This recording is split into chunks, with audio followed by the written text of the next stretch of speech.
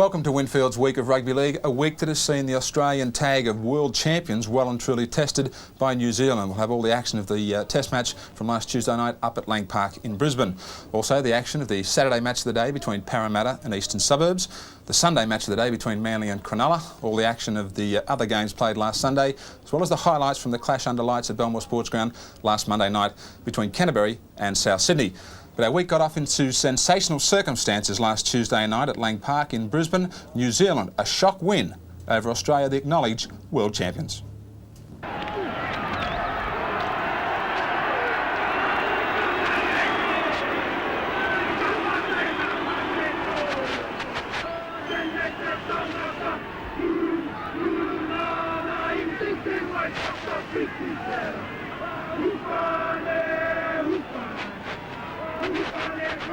And we're away. Straight down to the winger Gary Mercer. Runs into trouble though with Dowling, and Tunks immediately putting him to the ground unceremoniously. Wallace's dummy half. Blindside. Comes the second row forward, Sam Stewart. And now Adrian Shelford, who was originally listed to play in jumper number 10. He's in jumper number 8, as you probably saw. Back to fullback Williams. Gary Jack. Slipping and held by Mark Horrow. 10 metres short of the halfway mark. Now Shearer in there, on a mistake by Australia. But the referee, Mr. Keisha, calling the knock on. Michael O'Connor, who has the safest hands in the business. So the first scrum of the match, 32 metres out from the Australian line. Mr. Keisha, the referee, has handled only one test match before. That was Australia versus Papua New Guinea. It's an untidy scrum, but Australia have come up with it, but he's ruled a knock on again. That's Mr. Keisha. I don't know of too many Indian Rugby League referees in the world. He's lived in New Zealand just about all his life. Now New Zealand moving it across the back line. Dean Bell caught and dumped. Brett Kenny got underneath him, drove him back. Now McGahn runs into a brick wall. Wayne Pearce there to take him. Wallace dummy half. Getting it across to the front row forward, Ross Taylor, who has a reputation as being a tough guy.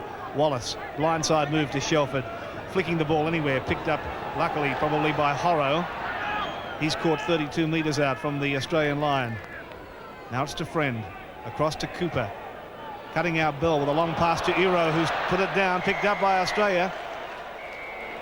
And there's a punch on in centre field. Clayton Friend getting in there, arguing with Brett Kenny, some pushing and shoving. The big men come into it. And it stops. He butt in line with the right hand upright, 40 metres out, plenty of height, and just to the side of the post. Brought out by Gary Jack. No score in this test match. Now Jack has brought it out about 12 metres. And now the New Zealand forwards start to return some of the heavy work on the Australian boys as Pearce is caught. Simmons getting a pass away to Tunks. And a late tackle, and there's some heavy work going in on Tunks. Punches being thrown by Taylor. Here it comes, it's on. Well, Taylor came rushing in late on Tunks then. Immediately the Australian forwards responded to his call for help. And the Kiwis came charging in as well. Now Taylor, I thought, was the aggressor in that. Taylor was involved in a knock on Gary and Greg Dowling when the Kiwis played the Queensland side here a couple of weeks ago. In fact, he put Dowling down for the count. That's 10, number 10, Ross Taylor.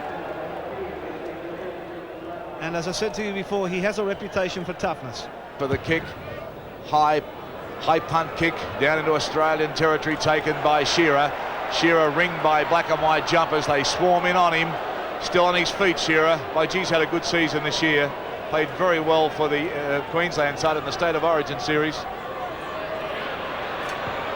Australia now trying to get into the New Zealand territory. They're just short the halfway territory there, into the ground by about 3 or 4 metres, but line pretty deep now. Let's see who the runners are. Tunks comes barrelling forward, but only goes a metre or two. Brought down pretty quickly. Horrow in there, along with Shelford. Royce Simmons with a special of his. He makes 4 or 5 metres into the black and white territory. Comes out to Lewis, he reverses it back into the other side of the Australian lineup, and there's a good run from Australia as they handball it round now. Look at Lewis looking around for support. Here's Sterling. Sterling for Australia, and he's in. Off a Lewis pass at Sterling, and the Australian side draw first blood. That was a beauty. Oh boy, the Australians willing to throw it around. Sterling in for the green and golds. See it again now as the ball came round to Sterling now. He fired it out to Bobby Lindner. Lindner really split him up the centre. He got it wide and came back inside to Lewis. Lewis just stood there, had plenty of time. Flicked it back to Sterling. Sterling put the accelerator on the floorboards, and there it was, 4 points. Well, this was a real try. Sterling gets 2 handlings of the play, and so does Wally Lewis. Very seldom you see that happen. He just kept that alive. There's Sterling on the back up. O'Connor with a kick now.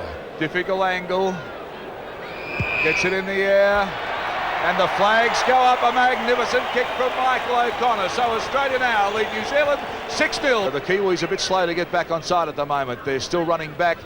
Iro takes the ball up, and he makes a break too, and he's got no support. He's weaving his way downfield with some great running there. But where are the Kiwis? They're half a mile back. They need to get on this ball, Ian Maurice, and they need to do it now. This is Hugh McGann taking it up for the Kiwis in centre field. He's about 40 metres out from the Australian line. The Australians lead 6 points to 0. Now here comes Taylor, turning his back to the fence, getting it away to Clayton Friend. It's gone back for the second row forward, Sam Stewart. Stewart trying to hurdle over everybody, still going. Stewart got a pass back inside, and it's to Taylor, and Taylor's going to score. Well, that was an amazing try. Stewart went 360 degrees, hurdled a couple of fallen players, and was able to link up with that man, number 10, Taylor. Watch it. This is Stewart. There he goes, jumping through them. Got to the quarter line, saw Taylor back in there, and Taylor, the big prop, was able to barge over and score underneath the post. Well, the Australian defence here, I think they're all staring at their big toe because there's very little reaction. Hey, you get him, not me. He just kept that marching up centre field, and he's got a receiver outside him, and he walked one in. And there's the kick. It's all level, 6 points all. Australia and New Zealand here at Lang Park. And Darryl Williams almost to the quarter line before he's put down. Friend is dummy half to Dean Bell. Out to Mercer. Mercer thought he saw a gap, and he's in the clear again, Mercer. Almost around Lewis, but Lewis was able to hold on to that ankle and pull him down, but a good run from Mercer, showing a nice step tonight. Now it's across to Wallace, to Stewart. And Stewart is caught 40 metres out from the New Zealand line. Taylor, Friend, Cooper, McGann, into Bell. Bell's to the quarter line, to the halfway mark, I should say, looking for support. Clubbing on the pace now, Bell. The pass is back from Mercer. Mercer stepping. Mercer's going to score. The Kiwis are in again. Well, what about that? New Zealand throwing the ball about, backing up, showing pace and deception. Have hit the front. That was Taylor getting it across to Friend. This was a great try. Look all the way. McGann linking up with Bell. Bell three-quarter pace. Got to the halfway mark. Now look for support. Clapped on a bit more pace to the quarter line. Saw Mercer there. Mercer had the pace and the step to come inside Shearer and score a great New Zealand try. Well, the start of this play, Australia's defence out wide was very skinny.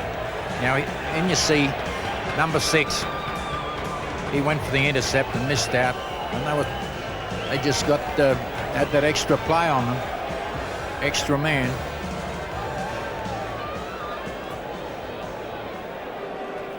Now Kevin Iro has it placed on the 10-metre line, on the 22-metre line as well. So on that junction, as he's had 1 from 2, and this 19-year-old, a lot of pressure on him tonight. And it's just to the left-hand side of the upright, so New Zealand retain the lead, 10 points to 6. It's gone with the feed, right? Let's see what they can do. Out it comes. Look for the runners as Bell fires it out. And they've got some pace here as Williams joins in the back line. He gets it back to Bell. Bell trying to unload. He loses the ball. Gary Jack's got it for Australia.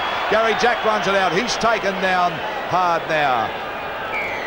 Cooper was the tackler, but penalty's gone to New Zealand. Well, Jack explained this one to me. It looked like he was talking about somebody back-chatting. Well, I don't know where he got that penalty. He must have enough green coupons or something, because I don't know where he produced it. Well, Wally Lewis is ropeable, but there was an article up here in Brisbane saying this man will not tolerate any back-chat on the field. Look at Tunks, he's not happy. Wally's really done the biscuit here. Oh, he's not happy at all, but they will warn the Australians that this fellow will not have anybody talk to him on a field. Gary Jack waiting for any rebound that might happen, but it's straight over, let me tell you. So it makes it 12 points to 6, and we're just minutes out from the half-time break, and the Kiwis on the boil here just before half-time. Let's see if they'll run it just before half-time. Up they go this time, it's Cooper. Cooper with a good pass, he gets it on to Hero. Hero puts it into gear, oh, they just get him. And he's only 10 metres out, and the Kiwis raining away. Can they get him before half-time? There's the chip kick for a drop goal, and yes, it's there. Well, they're scoring points every time they get into the Australian 22. And that wasn't a bad kick either from Cooper. Just got it up and it just crept over the bar, but that's all it's got to do for 1 point. 13 points to 6. New Zealand lead Australia. And there's the half-time hooter now. Well, what can Don Furner do to lift this Australian side? The Kiwis are running hot. They told me Kiwis can't fly. These birds are doing it tonight. Jack, I've said it all night, they look hungrier every time they get the ball, but this one goes to Australia's way. Lewis now gets it on to Gary Jack. Gary Jack straightens up, but they take him. 32 metres out from the line. They need to score in the next minute or so. Here's Davidson now. Davidson goes hard, but they get him. He unloads Davidson to Simmons. Simmons running around, throws a looper out for Shearer. He's had some work to do tonight. Shearer earned his keep. Played very well. Gone so close a number of times. Simmons a dummy half. Out for Pearce, on to Lewis. Lewis now, a little bust, but again, there's no one there, Jack. There's no one in striking distance, even if he could have unloaded the ball. Well, he hasn't run the ball at all tonight, Wally. He's probably a little injured. Chance now out wide as Johnston cut down, though. Again, it's scooped up by Shearer, then on to Sterling, but this defence comes barrelling through again. Darryl Williams, a Manly fullback, playing for the Kiwis tonight with a good tackle. Royce Simmons. Simmons kicks. Big high punt kick taken very well by Mercer, and he's taken in a big hard hit by O'Connor, who's tackled very well tonight. That one hurt Mercer. Here's Dean Bell. He's played well. They've all played well, this Kiwi side. Hurt this time, Dean Bell. There's one thing for sure, New Zealand have won this game. Okay, the ball's been taken off him by Wallace and played quickly. Right, Iro will play it. He's inside the 22, pretty deep. Comes back to Elia. Then on to Lonigan. 3 minutes remaining. Well, Kiwis have the ball. And 13 to 6, and there's 3 Kiwi players down at the moment. But it doesn't matter. Here's another break now. Mark Elia. Elia up the field with a big striding run. Gary Jack coming at him. Elia stops and pops, and they bump him into touch. Well, a good run from Mark Elia. And that's really put this beyond Australia. Play down in the 22 area now. There'll be a scrum formed. And listen to the Kiwis. Listen to this crowd. Up goes the chant. Kiwi, Kiwi, Kiwi. Lewis gets it under Gary Jack. Australia not giving up yet. Gary Jack makes a break, but he's taken midfield. 32 metres out from the Australian line.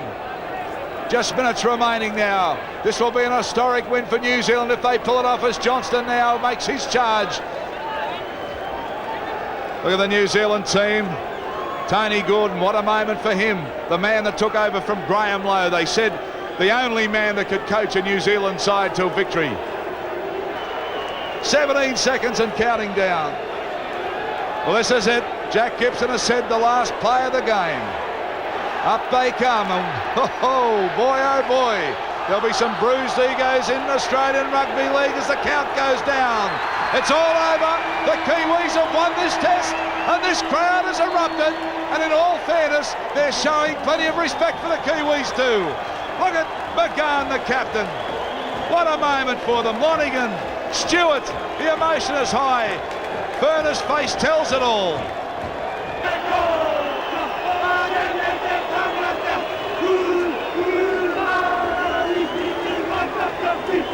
Look at the faces that tells the story. A wonderful victory. Up they go, the war dance, the victory dance is done, and I tell you what, they'll be celebrating over in the land of the long white cloud. Bondi will erupt tonight as the Kiwis come out and salute their supporters. What a great moment here at Lang Park. Well, the Saturday match of the day had Parramatta at home at the stadium out west against Eastern Suburbs. East riding high in the competition in '87. Parramatta, last year's premiers, well and truly out of the hunt this season. But any side containing the likes of Peter Serling cannot be underestimated. And we're about to see the game start here. It's Slater who kicks off. Parramatta defending the northern end of the ground in the first stanza. Eastern Suburbs, the southern end, or the scoreboard end. And that's Steve Morris who's going to get up and play it. 12 metres out from Eastern Suburbs line, Gilmister, and he's back towards the quarter line. The Roosters, second at the moment in the Winfield Cup. And that's a good combination there between Tasman and also Cronulla. That's where the Roosters will be looking for their strength, David, in the forwards. Gary Worth, the first kick in general play of the match, up over the halfway line. Taylor allows it to bounce and now runs it back to the halfway. I think he'll enjoy it a bit more back at fullback today, especially knowing that at halfback is his great pal, Peter Sterling. Parramatta with the ball just inside the Eastern Suburbs Roosters territory. First penalty of the afternoon going the Parramatta Eels way though, not allowing the Eel to get up and play the ball, and Sterling's going to kick for this western touchline, and that might give us a good opportunity to go down to that touchline and speak for the first time to Ian Hansen. Thanks very much, David, and after a week of rain, Parramatta Stadium is in absolute magnificent condition. The Parramatta Eels are running into a slight southwest breeze, and all eyes, of course, are on Peter Sterling, freshened after a 3 or 4 days holiday on the Gold Coast after playing in a disappointing test match for Australia on Tuesday night at Lang Park. Parramatta with the ball, 10 metres out from that Eastern Suburbs line. Mosley, Sterling away to Scott. Scott on his own. He got into that half opening, but then Spooner underneath and over the top haul. Checked his progress. Now it's Sterling again. Sterling, the pass comes away towards the ring of Delroy. Delroy didn't get the ball down, says the referee. In fact, he lost it half a metre short of the line, and Morris comes up with it for Eastern Suburbs. But oh so close that was for Delroy. Of course, he's playing in the centres now with Krenkovic on the wing, but he must have gone within centimetres of scoring the opening try. Beautiful pass by Sterling. Held it up beautifully, and there Delroy there, and tries to reach out, loses the ball in the process. That's a good tackle, really. As Eastern Suburbs run the ball out from their own quarter line, and go back towards the halfway line through Gilmister. He plays it. Now that's McGahn, and Lydon's going to get the kick in, up over the halfway. Oh gee, that's a good kick, and Taylor makes a bit of a mess of that. He better get there quickly. French got there, and so too did Smith. And the Parramatta fullback's going to get up and play it, only 12 metres out from his own line. Sterling, it comes away to Chalmers, and Chalmers trying to get around Tasman, and also up there Shepherd. The two Eastern Suburbs props do a fair job of containing him. Well, look at Taylor here. Well, he seemed to miss it somehow. He must have, misjudged that. Brett Scott standing in the tackle. That's a good pass from Taylor. Away it comes down towards Delroy. Delroy's got it away to Krenkovic. Krenkovic can fly. He's up to the halfway. Good run and good cover defence. Getting across there, David Smith, effecting a good tackle, and two youngsters that could well one day be sporting Australian colours together. Sterling straight through the middle. Forward over the quarter line, and Ford will open the scoring. He's in underneath the post. Parramatta 4, Eastern Suburbs 0. That was Parramatta Eels of old. It started right on their own try line. They kept the ball alive. They've done that for so many years, not so much this season. And it was this position and this man, he threw half the dummy straight through, and the second rower trails onto the ball to open the scoring. A great try. Here's the last part. Now watch this guy running. Sterling has given him the pass. There's a beautiful little shuffle by the halfback. And a great try. What an opening for the Eels. 10 metres out, right in front of the post. Another former country boy, hailing from Young, moves in. There's the kick. It's successful. 2 points to Parramatta. And the Eels, after 5 minutes, are leading the Roosters by 6 points to 0. And what an astonishing try it was, because it started about 12 metres out from Parramatta's own line when Delroy held that ball up beautifully for Krenkovic. And Krenkovic, a great run to the halfway. We thought the movement might break down there with a great cover defensive tackle from David Smith. But then Sterling, isn't he a genius? Well, he took the advantage, David. It was a quick play of the ball by the youngster Krenkovic, and that's the reason why it caught Eastern Suburbs on the hop, and they suffered badly for it. Well, there's Smith. What a huge kick. Kicks it off. Krenkovic takes it, and Krenkovic running it back towards his own quarter line. Met solidly in defence. Shepherd over the top. Tobin was also up there. He's sporting headgear this afternoon as well. And now there's the try scorer, Peter Ford. 11 metres out from his own goalposts. Well, that's a start they needed, the Eels. It'll build their confidence, especially in the younger players. And now Sterling cleans up that bad pass from Slater, and Wynn gets it back. Wynn playing prop today. Mosley again wearing headgear. And you may remember a few weeks ago he got a very nasty cut in the Monday night game against South Sydney. Penalty against Eastern Suburbs up inside the 5. That'll take the pressure off Parramatta a bit. And Mosley still wearing the headgear. It was a real star-shaped cut. Apparently it was a very hard one to stitch. Incredible photo on the this month's copy of the Eel, the Parramatta magazine, which came out today. One of the most graphic photos I think I've seen in recent years. A tremendous photo. There's plenty of claret on it, I'll tell you. It's Michael Mosley leaving the field after that match against South Sydney. There's Michael Mosley, still with the headgear on. I dare say he'll probably use it again next week before the cut is finally healed up. If there's any sense, he'll use it all the time from here on in. Now Wynn with the ball, back to Mosley. Now the gate goes to Taylor. The 3 men with headgear all handling it in a row there. Scott. Brett Scott playing at Taylor. Away it comes now towards Sterling. Sterling running there, hanging off Sterling. And while they continue to hang off him, he'll make them look rather poor in defence. Certainly there'll be a message going out eventually to put him on the deck. Muggleton's kick, Worth getting back there. Oh, an unlucky bounce for Gary Worth, and he's done well to get back into the field of play and dive on that loose ball as 3 Eels were up there converging on it. Gee, wouldn't that have been an incredible start for the Eels? Would it ever? It's interesting though, David, with only 8 minutes into the game. Now, just watch this. The ball hits the post. Luckily for Worth, he was taking his time. He didn't run through. Already been complaints, David, and Steve-O about the slippery ball. Both Sterling and Parramatta 5'8" Brett Scott have asked trainer Graham Richards for some spray for their hands, and I believe also Trevor Gilmeister has had the same problem. Eastern Suburbs with the ball, 11 metres out from their own quarter line. Over the last 10 years, these two teams have met 24 times. Parramatta have won 17, Eastern Suburbs 7. It's a bit different. Over the last 10 years, Parramatta have been the dominant force in Sydney Rugby League. The chip ahead then from Spina, towed on by Morris. Taylor's got it though, he's knocked it on. Scrum will go down, 11 metres inside Parramatta's territory. Well, there's a beautiful kick through by Spina, and there's the speed of Morris. He just gets his boot to it, ricochets off Sterling's knee, and this really is a sitter. And as Ian mentioned earlier, that ball is mighty slippy. Eastern Suburbs with a chance to go on the attack. They haven't really been down this end much. They had a chance early on. Just inside Parramatta's territory, the wide pass to David Smith, and Smith is tackled.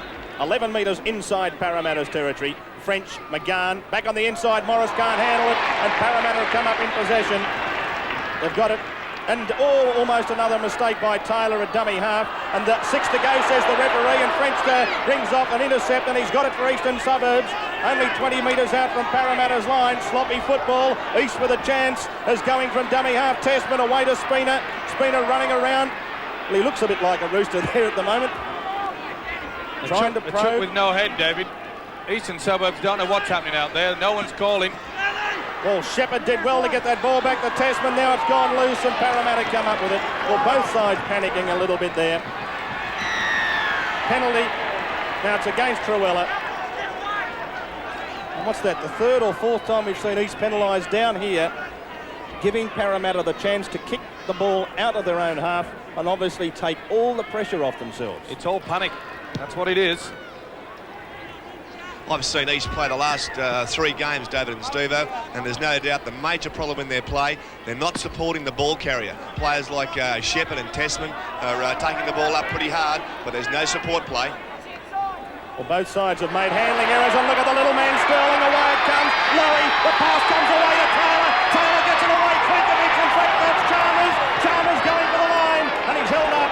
He's only about 10 metres out from Eastern Suburbs line. Taylor, now it's with Mosley. The pass comes back at Scott. On it goes from Sterling, away to Wynn. Wynn for the line. Wynn will score. Peter Wynn's in. Wynn brings it around. Tobin tackles him, but Wynn gets the ball down, and Parramatta are leading 10-0. Break out the champagne. That really was great football. Beautiful football. And that man again, Peter Sterling. What a game. He took control from the opening seconds. From head on, you'll see this magnificent pass from Sterling. Beautiful pass out here. Now watch it. Holds it just there. Commits the man. And it's open sailing. He knows he's there. A desperate attempt by Hall. But he's in for a try. And they're running hot. Slater back on the quarter line, 9 metres in, the chance to convert the try. It's going away though. And so the score, with 22 minutes left in the first half, Parramatta 10, Eastern Suburbs 0. So there's Brad Tasman being carried off. Well, this is how he gets injured, Tasman. Twisting in the tackle. Now you'll see his leg go underneath. I know. He's the replacement coming on. That will be Steve Hardy. Steve was caught napping a bit. He's still doing his boots up on the sideline. He's still putting his shoulder pads on, obviously, and he'll put Guernsey number 22 on.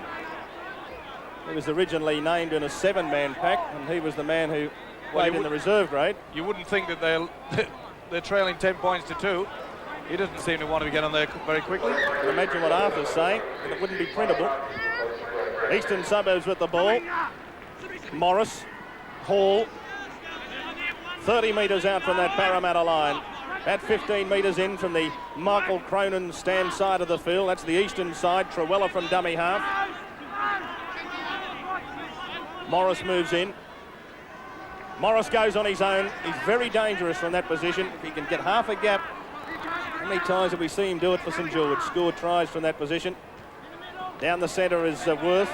Well, the Roosters are trying all the moves, but they can't get through this defence. They're going to have to resort to the kick.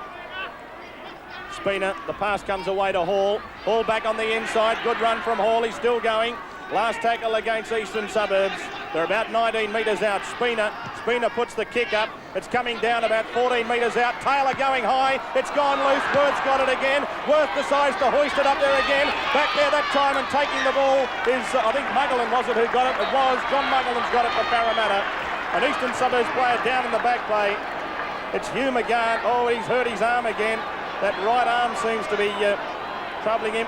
I hope it's only a knock and not a break, but he does look in some sort of pain and agony, the New Zealand captain and the Eastern Suburbs captain. There's no doubt, David, that McGann flew very high to tap that ball back for Worth, and he landed very, very heavily on the arm. Oh, it's hanging from his arm, from his shoulder. Look at that, the brave attempt at affecting that tackle, but look at the way he's holding that arm. He's in a lot of pain, David, and remember, it was at Henson Park when he got that injury. Now watch how he did this. He jumped high. He pushes it back. Now watch him as he falls there. There it is. Mosley again, Wynn. The pass comes away. In the end, it's gone away down towards Delroy. And look at that good tackle from Lydon. Who said these Englishmen can't tackle? What a good ball and all hit that was. Scott, good pass away to Ford. Ford's into the space again. Good cover defence though from McGann. Sterling still going, puts the kickle on the ground. Worth is back there. It's dribbling towards that touchline. He just managed to get it, and he's taken to the ground by Muggleton and also up there Wynn. It's unbelievable how the Roosters are being caught out of position. This quick play the ball by Parramatta is catching them every time. And they're lacking a lot of enthusiasm, the Roosters. So Parramatta leading Eastern Suburbs by 10 points to 2. 12 minutes remaining in the first half. Parramatta have scored 2 tries and now they've got a chance out wide here, the Roosters, if they can get it quickly to Morris. Morris versus Chalmers. Morris on the outside of Chalmers. He's away from Chalmers. Morris down to the halfway. He puts the ball onto his foot. It's coming back towards the Parramatta quarter line. Coming up quickly is French and getting back there and diving on it. Delroy saves the day though. And Delroy continues the movement now for Parramatta. Good football from both teams. And good thinking from Morris. He thought he could outrun Sterling, which he did pretty well, and just as well that Mick Delroy read that so well. Otherwise, that could have been an Eastern Suburbs try. Well, it should have been an Eastern Suburbs try, and I've got to blame the fellow Englishman. Lydon was nowhere to be seen. The Parramatta wingman read it. He knew the kick was going to come cross-field, but why the Eastern Suburbs winger didn't read it is beyond me. Slater takes it up now for the Eels. 12 metres inside Parramatta's territory. Sterling kicks for touch and finds it on the 4th tackle, so he gets the feed into the scrum and they get a chance to run it again. Yeah, Mick Delroy was down and dazed after that taking that tackle. He copped a nice knee in the face then. Parramatta with the ball. That's Scott. Good tackle, good defence from Hall. McGann's up there helping him as well. Midway, half and quarter line. Parramatta's end of the park. Sterling. Now, Parramatta trying to run it out. There's a player tackle on suspicion there, Taylor in the back play, as Wynn takes it up. Wynn already thought about unloading that. Could have been dangerous. He's lost the ball anyway. He never seemed to really have a good hold of it, did he? It would always seem to be a tenuous grab. A little bit unfortunate there by the Eels, but I've really been impressed with their opening stanza, David. They've kept this ball alive. And what a difference that man, Peter Sterling, makes to the side. Ball into the scrum, won by East. Smith on the run round, it came back to Hall. And he's piggybacked into the ground there by Michael Eriksson. McGann. Maybe he was just stung a nerve or something, Mike, when he was down injured, because he seems to be playing a bit more strongly now. They've got a penalty here, East, for not allowing McGann to get up and play it. He's a tough customer, McGann. He's played on with injuries before, but he must be a worried man out there. Now here's a tackle as McGann goes down, and they're putting plenty into him. And no doubt about it. It says that you've got to roll away, not piggyback him. They're the penalties, 5-all. And now the work move by Eastern Suburbs, and Tobin went oh so close to getting in behind that defence. He's only about 8 metres out. Cronulla, that's Hardy. Hardy spinning in the tackle, and they're trying to reef the ball free. Gilmister decided to give Wynn one to go on with there. Cronulla in a dummy half. Now that's Spina. Out wide it comes to Hall. Away it comes to Smith. Smith away from the first wave of defence. Good defence from Scott though. Over the top was Wynn. He's only about 5 or 6 metres out. Worth a dummy half. Worth on his own. Looks for the runner. It's Shepherd. Shepherd's lost the ball though. Parramatta have come up with it. A penalty. It's against Eastern Suburbs for trying to get it back. Well, the error had been made, and then after Taylor had fallen on that ball. Now what a great tackle by Ford. Watch him come in here. Crunch. Oh, ball and all. The ball comes through. That really was a great tackle by the second rower. Sterling, gee, he grabbed that well, didn't he? Chalmers injecting himself from the left wing. Plays it forward because the marker wasn't there. And good thinking, he's got the ball back to the halfway line. Well, once again, they're catching Eastern Suburbs on the hop with this quick play of the ball. Now they're getting ground all the time. And look at that Ford. He had a great game last week against Cronulla. And now Wynn takes it up, and Wynn going down the centre of that ruck. He can't get it away. Krenkovic tackled without the ball. Crowd appealing for the penalty. Last tackle against Parramatta as Sterling puts the kick in. It comes off Lydon's hand, and Worth has made a bit of a mess of that, but he might have been a bit unlucky. The referee is going to put down the scrum for a knock on, but I got the feeling that might have come off Gary Worth's legs. But the replay will tell us all about that. Touch judge is in. Beautiful kick by Sterling, right into the empty space there. Line coming back for the ball now. Poor old Gary Worth. No doubt about it, just a little bit of a touch. Whether it went forward, it was going sideways, but deemed forward by the referee. He's the one that counts. Gilmister being spoken to by the referee. McGahn there as well. I think that might have been the tackle on suspicion of Trenkovic that they were talking about. But they've got a chance here, the Eels. 6 minutes to go before half-time, and what a vital time it would be to score a try. Sterling, away it comes to Scott. Scott, the work move with Taylor. Taylor got it away. It's gone back to Laurie, and Laurie can't get his pass away to an unmarked Scott. He's only about 6 metres out, though. That's Mosley, away to Sterling. Sterling pops it up for Scott, and Scott's in under the posts. Magnificent football. It may look simple, but it's all brain work. Beautiful play by the maestro himself, Peter Sterling, and good support play. Now watch Sterling. He's taken the scrum of this game, the game by the scrum of the neck. Beautiful pass, held the ball up, and while ever Eastern Suburbs are going to hang off this fellow, there's going to be tries coming like this. Magnificent pass, well supported by the youngster, and he'll remember that for quite some time. Well, that try was converted by Parramatta and they lead 16-2 at the break. Let's now join the action a few minutes into the second half with commentator once again, David Morrow. And the kick from Worth is charged down, and Mosley has it for Parramatta, and so they're on the attack again. Nothing going right for Eastern Suburbs this afternoon. Forwards in a dummy half. Now it comes away to Sharp.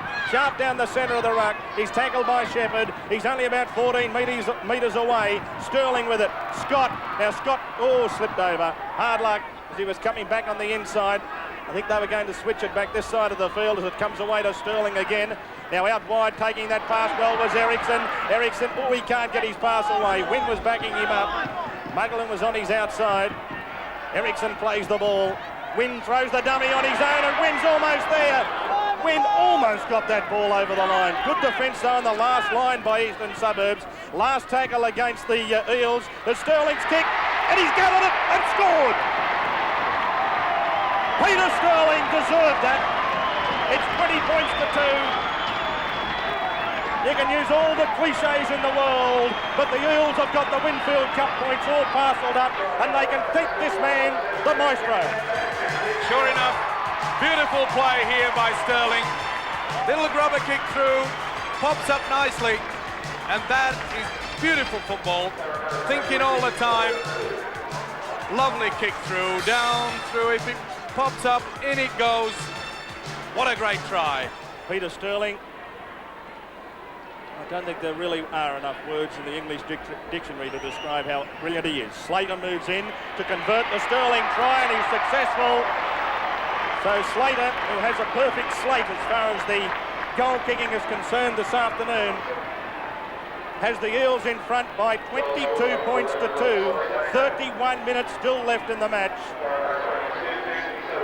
Horry Hastings coming onto the field for Eastern Suburbs. So East making their second replacement of the afternoon. It's Hugh McGahn who's coming off rather bravely, having to succumb, I think, to that elbow injury. Gary Worth also coming to the sideline. And I noticed there was another replacement out there for Eastern Suburbs, Tony Milrose. So 3 replacements now in the East lineup. Milrose is on, Hastings is on, and Hardy is on. And Tessman, McGahn and Worth are the players off.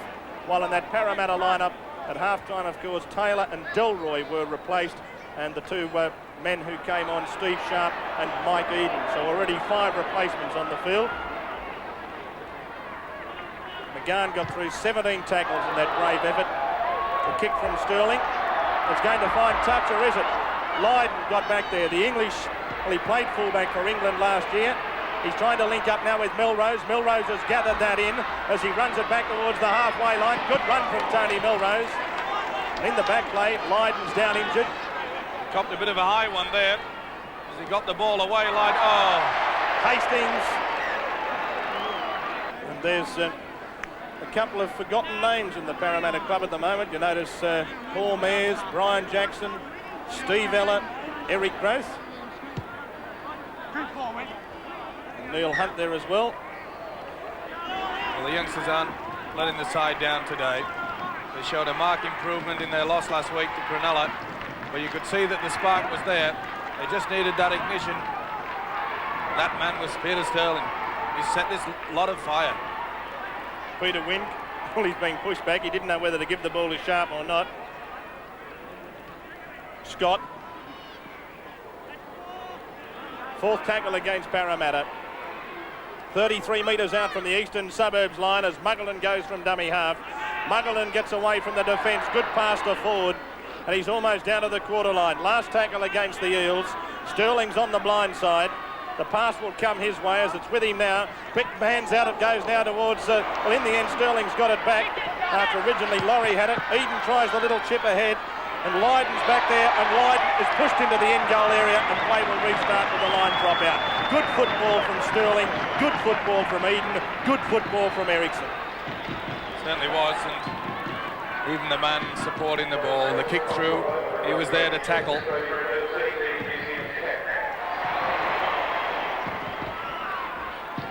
10 metres inside eastern suburbs territory. Blind side again. Sterling with it. He's going to kick it in behind Morris, and this time the ball again runs along the touchline. Morris will have to get there quickly because Chalmers was racing through, and Chalmers forcing Morris to push it across the touch-in goal line, and so play will restart with the line drop out. Good play by Chalmers. Morris was, well, just sort of motoring towards the ball. He knew that it was being pressurised.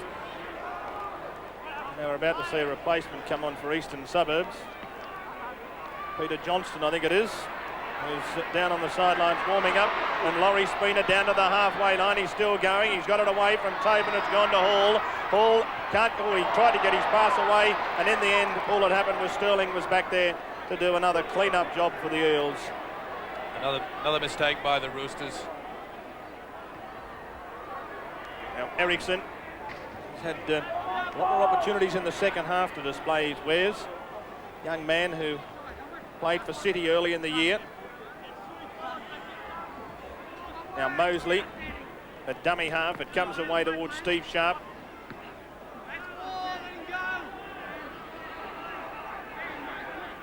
Open side Sterling. The pass, in the end it finishes up with Wynn, and Wynn taken very high by Gilmister, but the referee says across the shoulders. The two eastern suburbs players, I think, have clashed heads, and they're both flat out on the ground. It's a handover. East will get possession.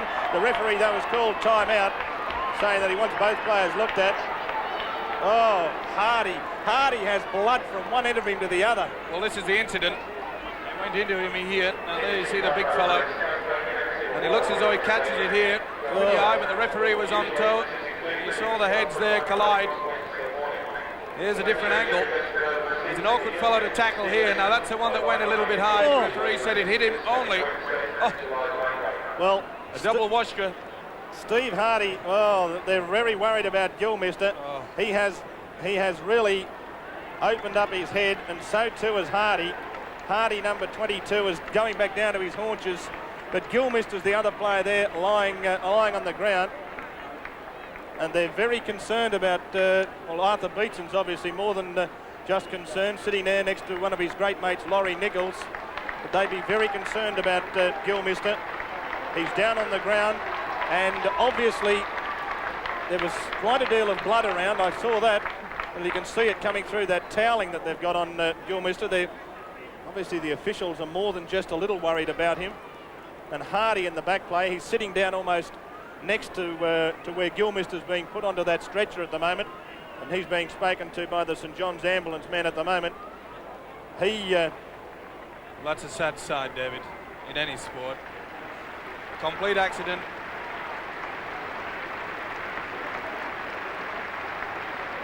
Let's watch it a little bit closer here, and oh dearie me, these are just things that do happen from time to time. There you saw it. Turns the stomach. It's a tough game, Rugby League. Steve Sharp in the back play trying to relieve himself of a cramp. Parramatta leading East 22 points to 2. 9 minutes remaining in the match. And the Eels will just play it out and then go for the stroll across to the Leagues Club and enjoy a good hard-earned beer tonight. Ericsson, Mosley the dummy.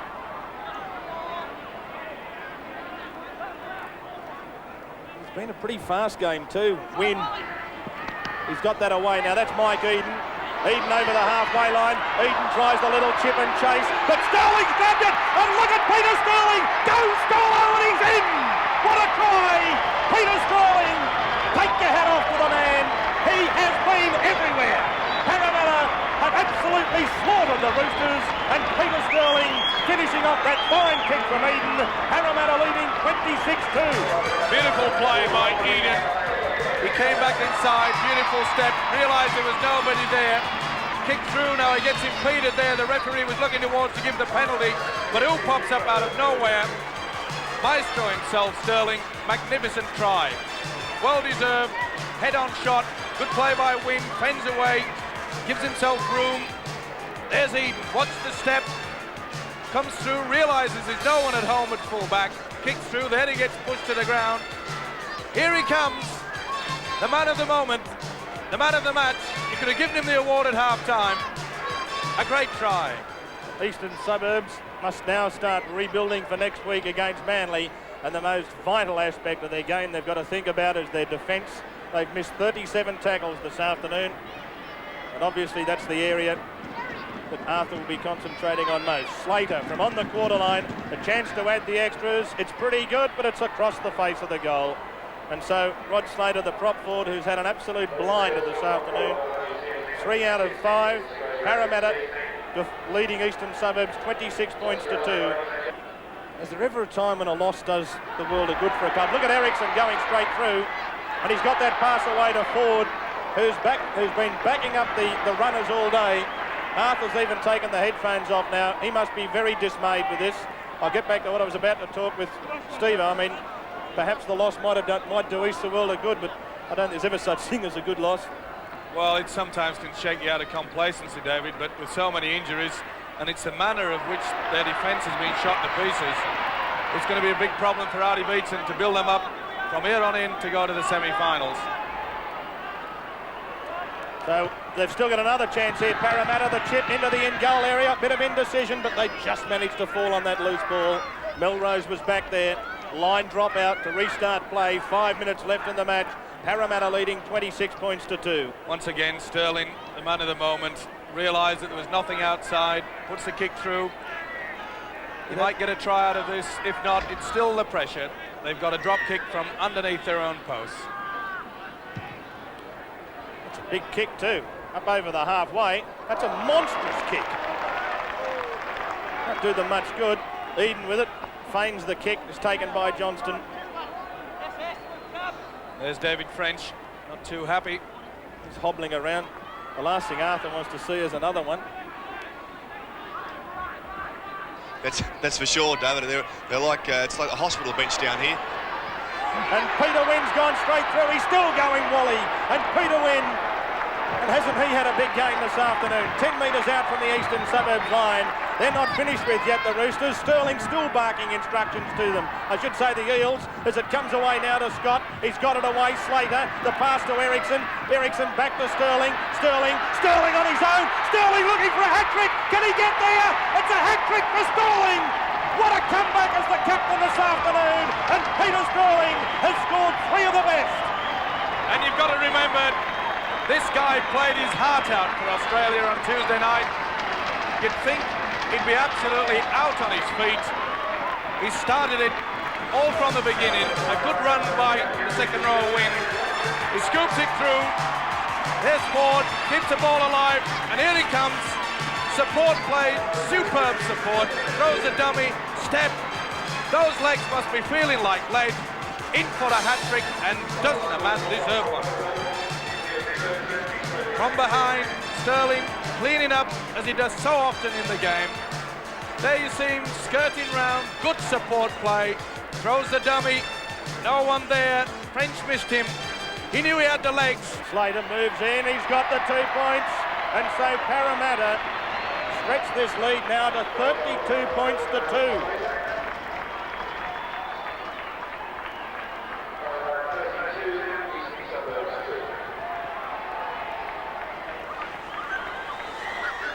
The cheer girls all smiling. I think they would reflect what every Parramatta fan is also doing. They really have enjoyed this performance this afternoon, and one of the few errors that have been made sees the ball go into touch from the kick-off.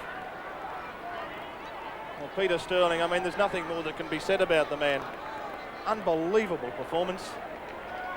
You wouldn't believe he played a test match on Tuesday night, and many people suggested that he could well have been the man of the match in that game. He was in my book. Full credit to the New Zealanders. They outplayed Australia on Tuesday, but he certainly played his heart out. Well, Eastern Suburbs have just missed far too many tackles and made too many errors this afternoon. They've missed something like 42 tackles. And messed up with the handling about 14 times. But obviously all is not lost. There you saw Horry Hastings shouting to his teammates, come on, get back. Let's show a little bit of pride. Parramatta with the ball just outside their quarter line. The minutes ticking away. There won't be much left in the match. Sharp runs it away from dummy half.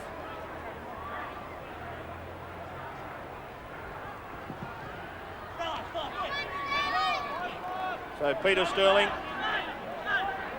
he should get the 3, 2 and the 1 point in every man of the match award this afternoon.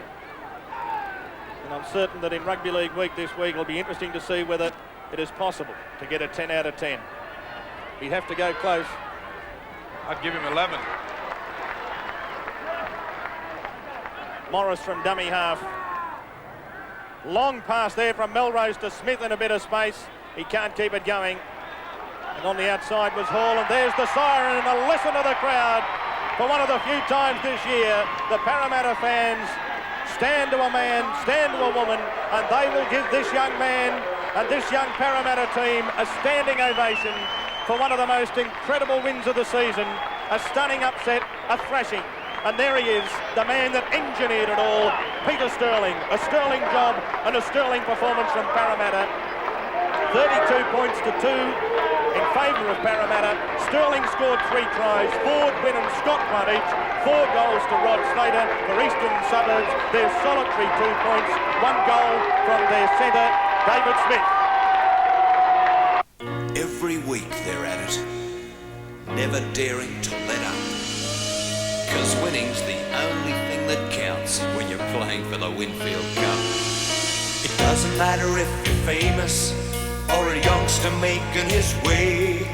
There's only one thing that matters, and that's how well you play. That's what the big game's all about. Giving it the best you can. Always being a leader, never bowing to any man. Giving it all you know, giving it your best shot, making every step a winner, proving what it takes you got. Every week they're at it, giving it their all. But who will it be this year to collect the greatest prize of all? The Sunday match of the day had Manly at home at Brookvale Oval up against Cronulla. The Manly Seagulls were trying to stretch their winning sequence to make it 12 straight, but they were up against a side that caused them plenty of problems in the first round. In fact, the Jack Gibson coached Cronulla Sharks were the last team to defeat them way back in round 1.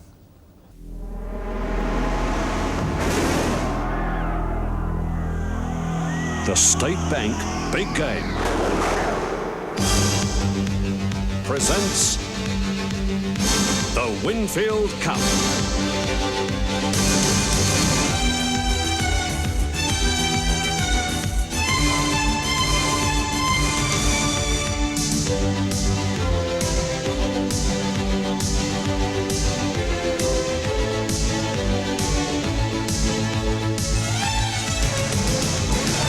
Hasler, Lyons steps back to Hasler.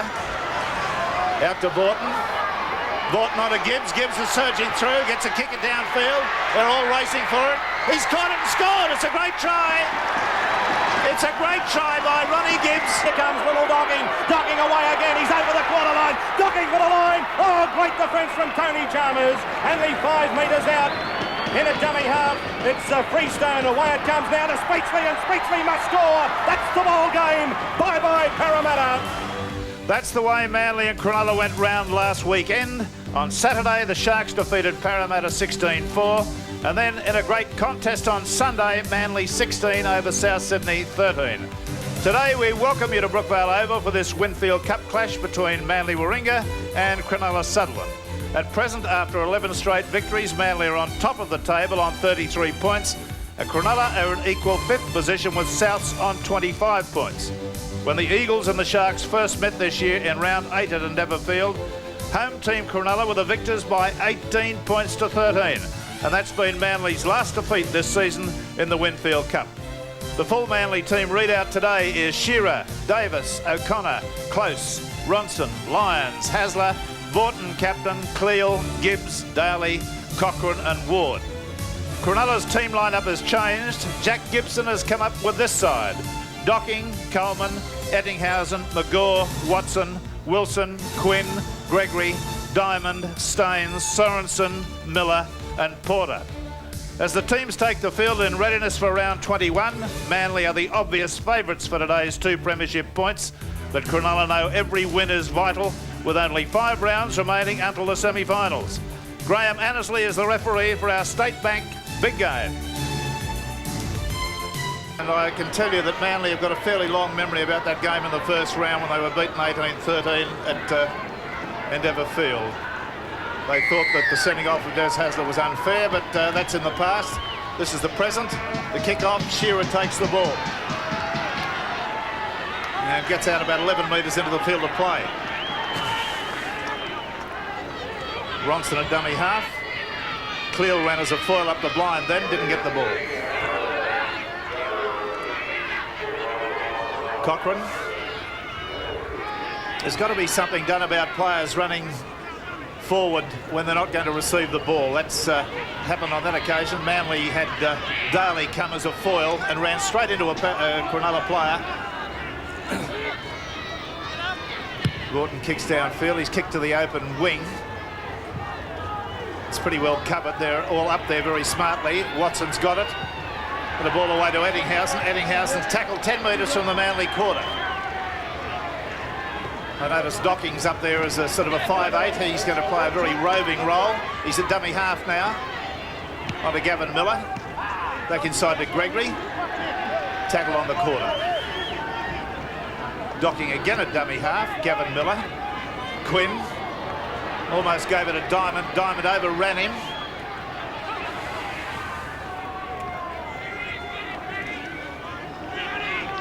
And not much headway made in that set of 6. Well, there's the Jack Gibson ploy, kicking the ball diagonally across field. Michael O'Connor's got it. He's been driven backwards. He's about 1.5 metres from his line. Ronson dummy half. Makes a yard or 2 going crossfield. Lyons. Manly just unable to get out of their own quarter at the moment. On a Ward. He goes straight and hard. There's a bit of a bust. Got to within 2 metres of the quarter line. Hasler. Lyons. Good pass out to Close. Close stretches out, goes up beyond the quarter, about 8 metres. Last tackle. Lyons. On to Vaughton. That one's going to go straight down Docking's throat, the fullback. He's evaded 2 tackles and comes up over the halfway line. If there's any problems for Manly right from the start, it's their kicking game. That kick went straight to Docking. The one previous to that, they weren't in a good position to kick downfield, and they allowed Cronulla to come up with possession. Just not setting themselves right for their kicking game. David, is there any breeze of any consequence down there? There is a slight breeze favouring Manly coming from the northeast, and I've been told by the very famous man on the touchline down here, Rex, Peter Hollywood Burns, the Manly trainer, that the nor'easter here is the first sign of spring, but I don't think any love will be lost out there between these 2 sides this afternoon. Well, knock on both ways there. The ball came free. It came off a Cronulla player, went to Vaughton, and Vaughton spilled it. It's still a Manly feed. The scrum will go down midway between the quarter and the halfway. Referee Mr. Annesley is keeping an eye on things around the scrum. Lyons tackle out to Hasler, now onto Michael O'Connor. Uses his exceptional pace to get halfway around a man there. Close at dummy half, off to Vaughton, then on the run around, but Vaughton sticks with the ball. Cochrane, Daly. Good surging powerhouse run by the big fella. That's the first time he's touched the ball. Cochrane, Hasler, Lyons, long cut-out pass. Had gone to Shearer. Shearer's beautifully tackled there by Andrew Eddinghausen. Lyons goes up the blind side. Gets a long cut-out pass on the inside to Shearer, then to Gibbs. Gibbs running crossfield, has found an opening, gone straight through it, gets up to the quarter, unloads out there beautifully to Michael O'Connor. O'Connor throws a horror of a pass at Davis, and he couldn't handle. Well, that's most uncharacteristic of Michael O'Connor. It was a great break there by Ronnie Gibbs, the man that shows all that talent that had him in the centres in his days at the Eastern Suburbs. Light on his feet, a bad ball there from Michael O'Connor, and the chance was lost for Manly in that occasion. Too low for Stuart Davis. Quinn comes round from the scrum win that Cronulla have, gets out about 12 metres from their line. Onto Gregory. He's a big blonde-headed fella. Docking a dummy half onto Diamond. Diamond trying to surge his way through the middle, gets buried on the quarter line. Docking. Quinn out to McGaw. McGaw stepped back well, lost the ball. And it's regathered by a teammate, so it'll be a scrum to go down with a Hasler feed.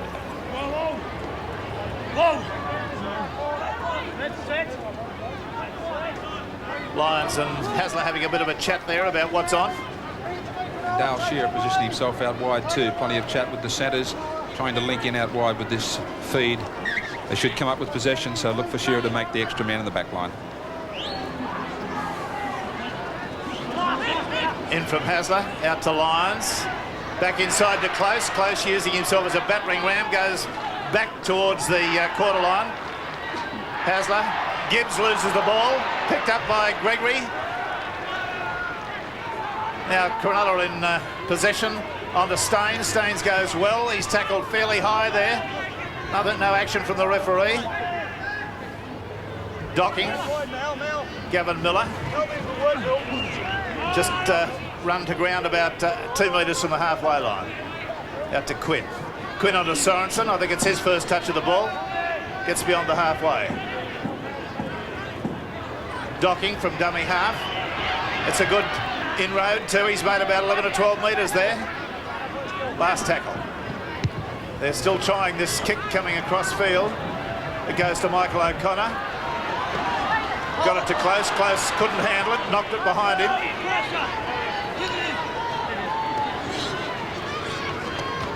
Bronson has come on a pace since he's become a regular in the Manly side.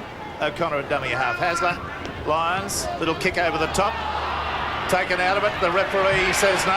Onto Eddinghausen. Eddinghausen is going very well. Gets beyond the quarter line. Picked off there by Paul Vaughton and Davis. Now it's all Cronulla at the moment. They're going well. Gregory surges towards the line. It's only about 8 metres out. Quinn. There's the young player that they've got a big rap on up at Cronulla there by everybody. Alan Wilson, he's taking over as the 5'8" in this match. Gavin Miller runs to the man. Oi! Quinn came to a sudden and disturbing stop. Out to McGaw. McGaw steps back on the inside. The pass has gone to ground. Now it's picked up on the ricochet by Porter. Porter driven backwards. Last tackle. Docking grubber kicks through. It goes straight to Shearer. And Shearer tackled back in his in-goal area. So it'll be a line drop out to restart the action. Good pressure from Cronulla. They've maintained their possession well. No silly passes, just the kick into the end goal. Good chasing there, and they've come up with the field goal, or the line dropout coming up rather for Manly Warringah. Manly just trying to do too much inside their own quarter. That little chip by Cliff Lyons wasn't on. He didn't have any runners to pursue the kick with him. He should have communicated with his inside backs that he was going to chip over the top. He was just allowing the ball very easily to come to the hands of the Sharks. Crusher Clear will take the drop. Beautiful day here at Brookvale, as indeed it is all over the metropolitan area. Long drop, goes straight to Docking on the full. Brings it back well. Vaughton, Hasler effect the tackle. Porter at dummy half. Gavin Miller, cut out pass to McGaw. Stands. Still working the blind side out to Quinn. Quinn gets it away to Diamond. Diamond's going straight and hard, and he's tackled only about 3 metres out from the line. Manly a bit thin on the blind side of that scrum. Gavin Miller got a pass away to Porter as he was going to ground there. He's tackled straight away. Docking, long cut-out pass to Gregory. Gregory thought of a pass, failed to get it away. Eddinghausen on to Docking. Docking's in. First try of the match comes to Docking. Eddinghausen appeared to kick the ball through. We'll see that again on the replay. Well, on the State Bank replay, the Manly players claiming here the ball being dropped by Eddinghausen, but the referee ruling that it just touched and came off his leg. You'll see him set himself to kick, the ball just coming off his foot. Docking picked up the superb bounce for Cronulla. That's a super start for the Sharks. Another shot of it here. Eddinghausen trying that kick across field, straight across, trying to cause the error from the drop ball from Manly, but it bounced up right into the waiting arms of that man there, Jonathan Docking. Appeared to come off his shin, that kick. It was very nearly no contact at all, but sufficient for the referee to rule that a kick had been attempted.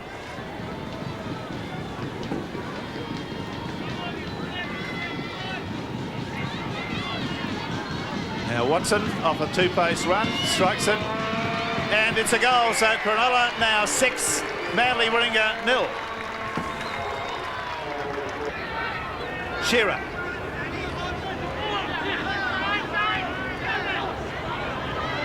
Well, they're taking their time getting off. Michael Porter there was labouring it. Vaughton out to O'Connor. Back inside to Davis. Davis beats his man with a good step, gets to the halfway. Very underrated winger, this fellow, O'Connor.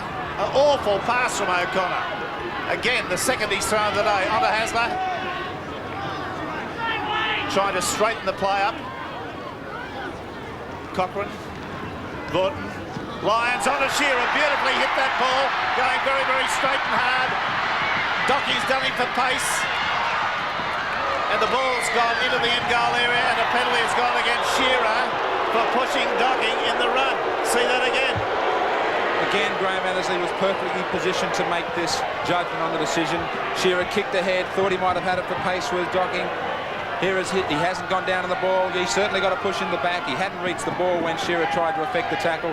He allowed the ball to go on to see in case Cronulla had picked it up to continue on. A good decision by Hughes.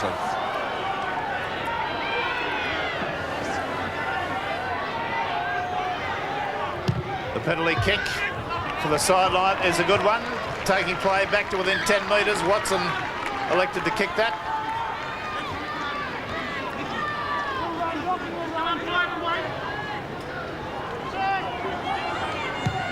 Well, on the first tackle they've kicked, there's a pretty important pressure there. Shearer evades the first 2 runners that came through at him. Got picked up by the third. Gibbs, and now again, Cronulla being penalised for inside the 5.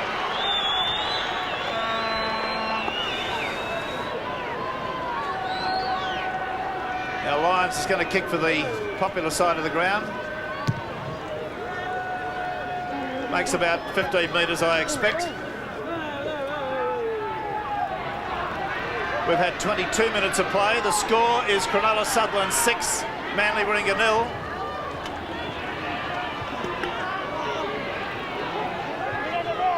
Daly, now Cochrane. Hasler onto Vaughton. Hasler, Ward. Coming round the ruck from left to right. Here's Daly.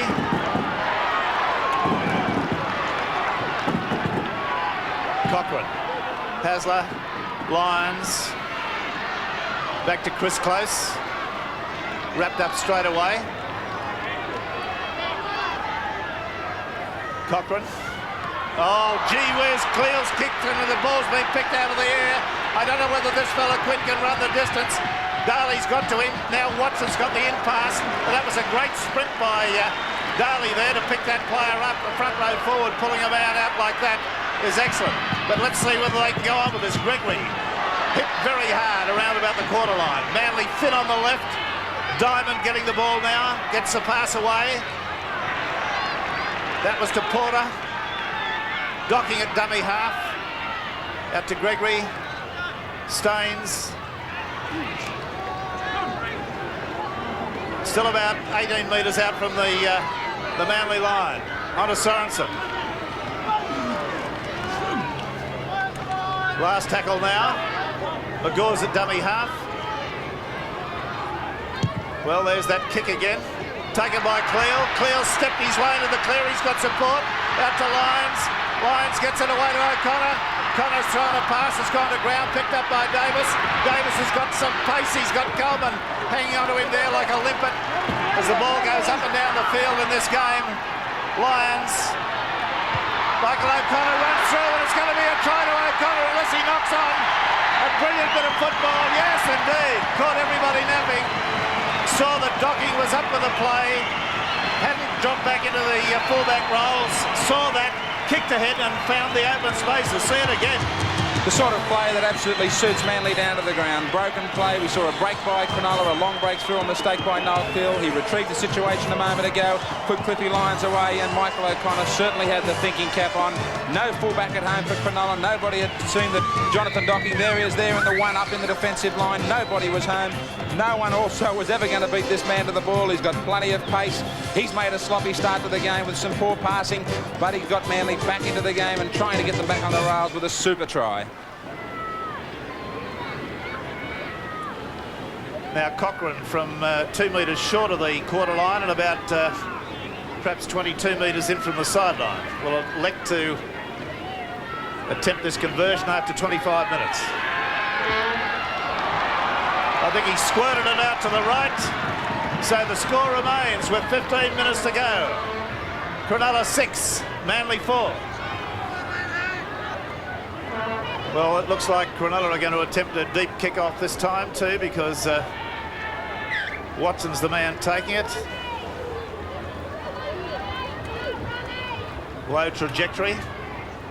Shearer stops it with his right foot, picks it up again. Tackle just a couple of metres short of the quarter line. Bronson, a good surge. Here's Ward. Ward knows how to run straight up the middle of the ruck. Oh! Gave the ball to Hasler, and Hasler knocked on. Now Docking's got it on the ricochet, cleaned up the dregs, and Gibbs puts him down with a beautiful tackle. And I think that's a penalty. A penalty to Cronulla. Failure to get away from the tackle player from Lyons, and also stealing the football. Docking very heavily involved in the game. Cliff Lyons is the man doing the wrestling over the top, struggling to get to his feet quickly. They were on a little bit of a roll, Cronulla. Well, touch and go as to one way or the other which way the ball was going to go there. Maybe a tough decision on Cliff Lyons. Yes, I believe, having seen that again, and we're all wise in looking at them after the action, I believe that Lyons had nothing to do with the loss of that football. Watson. Well, it's an awful looking kick. It hasn't gone dead and it didn't kick a goal, so Ron Gibbs has brought it out. About 15 metres, he's done well. That ball didn't travel crossbar high. Dale Shearer. Davis did his level best to keep him in the field of play there. Cochrane. On to Daly. Just short of the halfway line. Vaughton. Lyons. Didn't seem to have any recollection of what to do there. He stopped immediately. Hasler runs from dummy half. He's busted them right up the middle. He's got Cochrane on the outside and gives the pass to him. Cochrane has to go beautifully. He's up beyond the quarter. Throws a long pass out to Davis. Davis is going to score, but the referee has said another forward pass. Spare me days. I mean, the number of forward passes in this game, I agree with this one. It went way forward. Is astonishing when you think that Cochrane is a player who's nearly representing at representative standard. To get in the clear and throw a forward pass like that is unpardonable. Magoore runs from dummy half, runs well. That's 7 minutes to go. Sorensen. He's been a good workhorse for Cronulla, and unless I miss my guess, he's playing as good a football now as he was at the start of his career. Long cut-out pass out to Watson, who gets tackled by Ronson, but goes on the trek upfield, gets a pass away to Wilson. Wilson's tackled by Hasler, only about 7 metres out from the line. This is all Cronulla at the moment. Quinn, Gavin Miller drops it onto Michael Porter. Michael Porter's lost it. Lions has snapped it up, so Manly are back in possession. There was a positive threat there for a moment. Well, Crusher Cleal started to wind up, but he'll need to. He's had a positive loaf in the first half onto Davis. Davis running well, picked off. Onto Ron Gibbs. Gibbs goes straight at the defence. No big pardons with this fella. Ronson from dummy half. Last tackle coming up. 5.5 minutes to half time. Back to Hasler. Well, that's come off the side of his foot too. It's gone straight to Docking on the first bounce. Well, he's run round Lyons with the greatest of ease. He's got beyond the halfway, out to Coleman. Coleman comes back infield. 5 metres inside Manly's half. Gavin Miller, Michael Porter, grasped with a beautiful tackle from Gibbs. Right around the boots. Quinn, cut out pass to McGaw, rubber kick through. Ronson should get there first, he does. McGaw falls. Michael O'Connor from dummy half gets picked off straight away.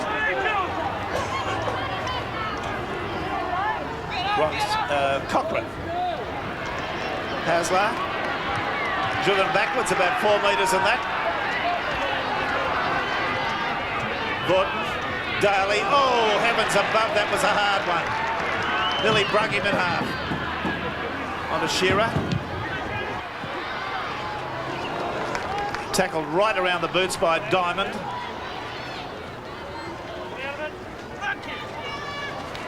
Ronson runs from dummy half. Now Crusher's positioning himself all wrong. Michael O'Connor, back to Hasler. Now there's Crusher Cleal.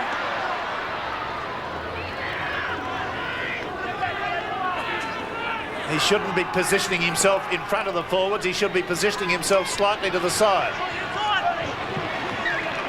Gibbs on the last tackle, or is it a handover? Yes, it's a handover.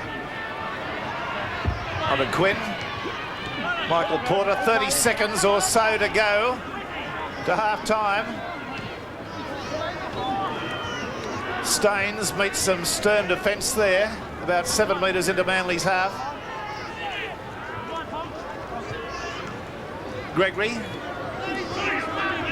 who's not been cited all that much, apart from early in the first half. There's Gavin Miller, lost the ball as the half-time hooter goes. So a scoreline that reads Cronulla Sutherland 6, Manly 4. Cronulla's points have come from a try to Docking, a goal to Watson, 1 from 3. Their 6 points. Manly's 4 points have come from O'Connor. 1 try, no goals. So we'll hope for better things in the second half. The beautiful sight of a yacht moving past as we see the beautiful sights off the ocean at Manly. Panning back, we come back to reality at Brookvale Oval with a crowd. And the game at a very tense stage. Cronulla leading 6-4. And I believe there's been a little bit of shenanigans down there at the half-time break. David? Yes, well, Jack Gibson told me there'd be no changes to his side, despite a little bit of doubt on Dan Staines with that knock to the head. But Jack did have a little bit of a gripe to me, Rex, but I'm sure you'll pick up the vibes when I say if I did make it official, it could cost Jack $1,000. It was a complaint against the referee. I'll say no more. OK, well, we're back with Cronulla in possession. They're just outside the quarter, their own quarter. Gavin Miller gets the opportunity to kick downfield. Shearer's got it. He's going to attempt to run it. He takes Eddinghausen on, makes about 7 or 8 metres through the tackle, coming back towards the halfway line. Now Steve Davis, Stuart Davis that is, Cochrane, Daly, still about 7 metres short of the halfway line. Vaughton on the blind side. The ball joggled about in his hands. There was somebody put down there without the ball. A Manly player. Gibbs has been flattened without the ball. No action being taken by the referee. Let's just see if some of the enthusiasm from the defensive work of Ronnie Gibbs can rub off on some of the Manly players. There are a few of the players certainly sitting back and leaving the play to the likes of Hasler and Lyons to try and produce something. You mentioned Noel Cleal, certainly got to get himself a lot more involved. Manly have been playing with the pressure of favourites for the last 12 weeks now. They're trying to make this 12 out of 12 today. Cronulla, though, were the last side to defeat them, so that should be enough to try and lift them in this half-time break. Here's beautiful pass by Daly onto O'Connor. O'Connor's on the chase. He's kicked ahead. Watson's going to get there first, is he? No, it's a try to Stuart Davis. Stuart Davis has come up with a try close to the post. The kick ahead was beautiful. The start of that work was lovely with Phil Daly very much involved. See it again. See it again on the State Bank replay. Michael O'Connor, the chip and chase, one of the experts in the game at it. The likes of Greg Alexander and Steve Mortimer, super at the way they can chip and get to the ball. There was plenty of support this time from Manly. The half-time break was what they needed. They need to sit back, realise where they've been going wrong in those first 40 minutes. Enthusiasm was the factor. A good kick from Michael O'Connor. He couldn't keep his feet there to score the try, but the enthusiasm was there from the rest of the Manly teammates. Stuart Davis in two. Phil Daly, who's taken the ball up strongly, was able to stand and unload. A great ball there to O'Connor. That's what they've got to do when somebody hits this line, is be there and support the man taking it up in that defensive line. O'Connor always had the pace there. He just couldn't maintain his feet or the control of the ball. But Stuart Davis on the spot and a good finisher for Manly this season. Well, Michael O'Connor's taken over the goal-kicking duties and he's got this one simply 8 metres out. It's a goal, so Manly hasten on now to Manly 10, Cronulla Sutherland 6. And that's in the opening 6 minutes of action of the second half. The penalties went 4-all in the first half. The scrums went 5-2 to Manly. Missed tackles, Manly 9, Cronulla 8. The handling errors, Manly 12, Cronulla 4.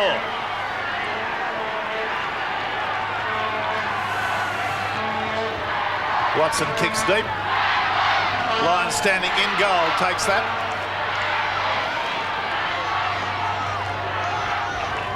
He's belted hard in a tackle. Michael O'Connor running crossfield, lobs a pass out to Gibbs. Gibbs elects to go straight. Crusher Cleal's there to hold him up.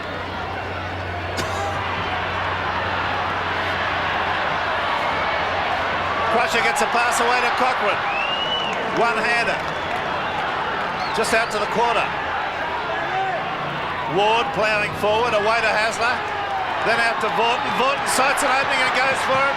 Gets a long cut-out pass to Davis. Davis knocks it over the sideline. It came to him on the bounce.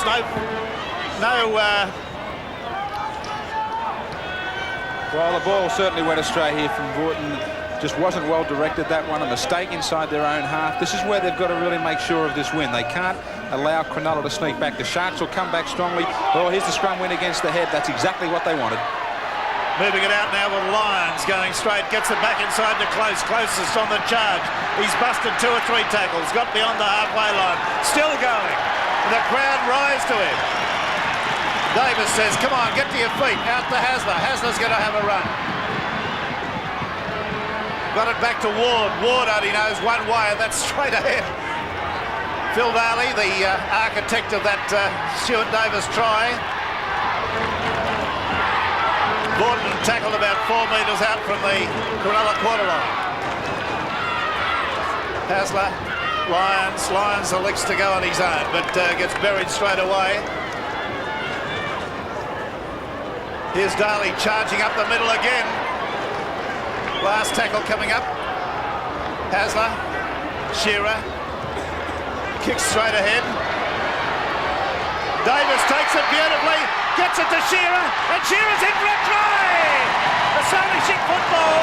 Stuart Davis there caught the ball on the full and was able to swing his arms free and get a tackle. See it again and enjoy it. Poor play on the State Bank replay by Cronulla. The kick was put up by Shearer. It was supposed to go to the other side of the field. There was only one Manly player out here, Stuart Davis. The Cronulla players, poor communication between Ronnie Quinn and Coleman. They both left the ball alone in the air, and Shearer, all he had to do was to back up the man, Stuart Davis, that had followed the kick through. Here he is out by himself, Stuart Davis. There should have been enough cover here for Cronulla. The ball was left alone. Ronnie Quinn thought Coleman was going for it. Stuart Davis was left well and truly alone. Shearer fumbled, backed around to score a very easy try, and a major mistake by Cronulla. No one else to blame but themselves. There they were, sitting off the kicker even then, waiting for the kick going back to the left-hand side where all the Manly attack was. And, well, that's just going to sleep.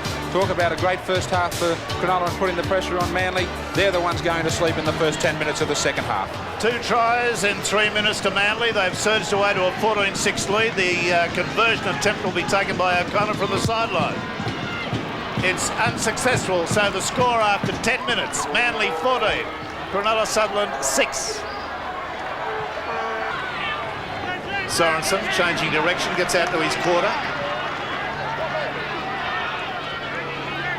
Docking, looking for Gavin Miller. Bit of a step, trying to drive it downfield. Shearer comes out of the sunlight into the shade. He's got Stuart Davis with him. Well, he's run through 2 tackles, gets a pass away to Hasler. Hasler runs around in ever-diminishing circles. Has the ball stripped from him by Gregory. Well, Manly slow to defend at the moment. They're a bit thin out there on the left. Quinn's got the kick through. This will be a try to Eddinghausen. He's had to do that. Well, the penalty's been awarded for handling the ball in an offside position. See it again. A good thinking by Ronnie Quinn. He knew Eddinghausen had the pace to get to the ball. Hasler, luckily for Manly, so many occasions this season he's been there to try and tidy up. He was on the spot. Nearly could have received the penalty himself for pushing the back there, but Ronson coming back. Hasler had touched it, well and truly offside. Wilson. It's 14-8. Manly Warringah 14, Cronulla Sutherland 8.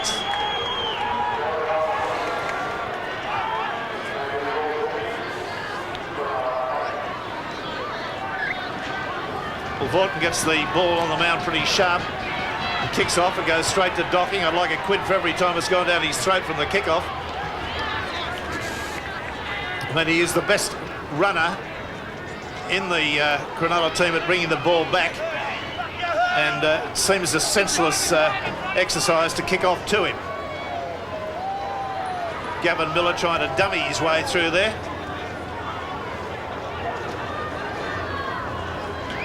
Docking has Porter hit hard round the legs by Gibbs. McGaw pulled that one in from round the back of his head very well. Last tackle coming up now. They're just 10 metres outside their quarter. Trying the midfield bomb fairly regularly. Well, Hasler took that magnificently. Absolutely beautiful. Michael O'Connor out to Vorton. On the loop, out to Shearer. Oh, and the referee's pulled it back. Well, we'll see that again. We'll see that again on the replay. He has been on the spot on a number of occasions for forward passes today. He's called some difficult ones, and this one yet again going against Manly. He's also been very heavy on Cronulla in the 5-metre rule. 3 times he's found the Sharks inside the 5 and played the balls. Manly have yet to be penalised in that situation. Well, there's a penalty gone to Manly. One of these mystery penalties that can be designated a bit of a grab bag.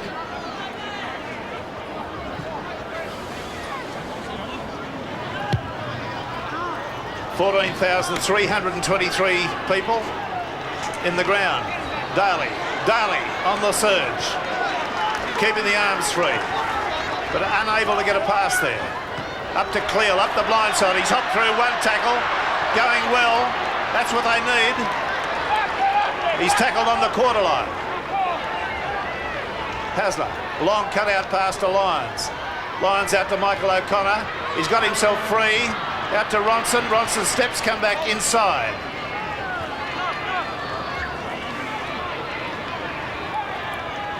O'Connor. Lyons. Hasler. Vorton. Out to Shearer. Shearer's found a gap. He's going to go straight through it. It's a brilliant try for Dale Shearer. Absolute classy acceleration. A dynamic player, this fellow, no question about it. He put on the accelerator then, and this is what happens. State Bank replay, you just got to ask yourself the question, how quick is Dale Shearer? There seemed to be cover defence there in plenty of time to catch him. He sighted the gap, he saw he had room to move, set sail for the line. Coming across was Eddinghausen and Docking. They thought that they had him, but in the end it was just sheer speed that got him there. He surprised them all as Shearer picks up his 11th try for 1987. Manly continue to dominate the rugby league scene in Sydney, and against all opposition they continue to find plenty of holes out wide, and they continue with the advantage in pace. Shearer sighted the gap. Look at the determination on his face. He saw that he had a chance with his speed to get to that quarter line. Nothing was going to stop him. Andrew Eddinghausen, I was watching in the cover defence, thought he had a chance, but he left him pointless. That was an incredible try and a beautiful thing to see. A beautiful athlete running at top speed is always a thrill for me, regardless of the team. Now Michael O'Connor attempting the conversion. Well, it's desperately close to the other one. And he's done exactly the same, hooked it slightly to the left, so the score now, Manly 18. Cronulla 8, and 20 minutes have gone in this second half. You've got some news of a change, David. Yes, a change has been made to the Cronulla Sutherland side. Coming off is number 11, Dane Sorensen. He's been replaced by number 25 from the reserve grade side, the young prop forward Craig Tracy. Craig Tracy coming on. In number 25. Watson kicking off. To Shearer, running into the shadows. He never spares himself, this fellow. He's only built like a reed, really, to look at him, but very, very strong.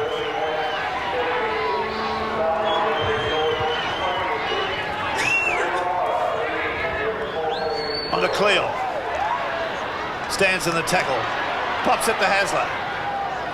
Hasler tries to hurdle between the two defenders. Lyons, whoops, back to Cleal. He's standing dead still there. There's no possible use for him getting the ball in a situation like that. Cochrane, the kick through, and the referee's going to take no action. I think Gregory, if we saw that in a replay, we would see that he's probably tackled him late, but there's a player down, an injury there. Well, you can draw your own conclusions on that. The player down injured at the moment. David, can you see from there?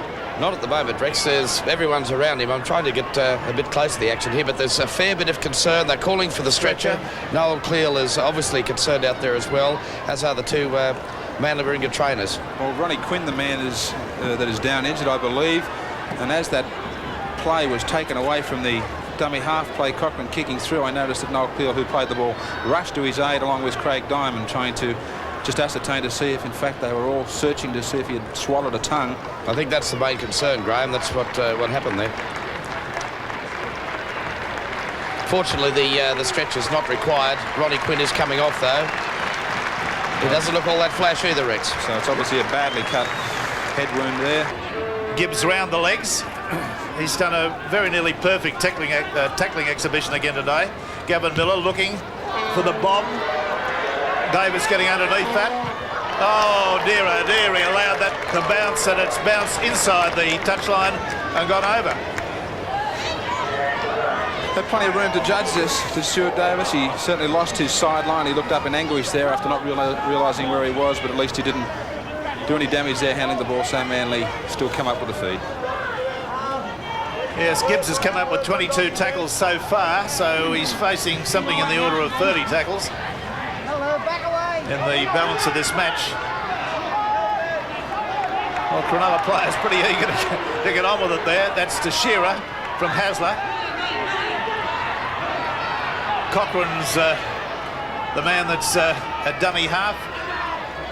On to Gibbs.